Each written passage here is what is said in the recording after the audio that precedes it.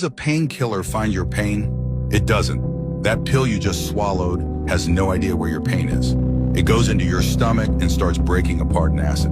Within minutes, its particles enter your bloodstream. Now it's everywhere, moving through your body, not targeting anything. But pain starts somewhere else.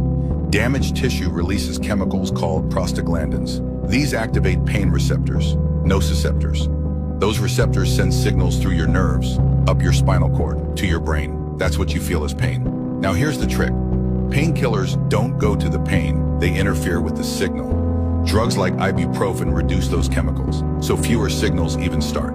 Others work in the brain, making the signal feel weaker. Some block the signal completely before it even reaches your brain. So the pain doesn't disappear. The signal just gets weaker and weaker until your brain stops noticing it. That's why it feels like the painkiller found your pain, but it didn't. It just blocked the message.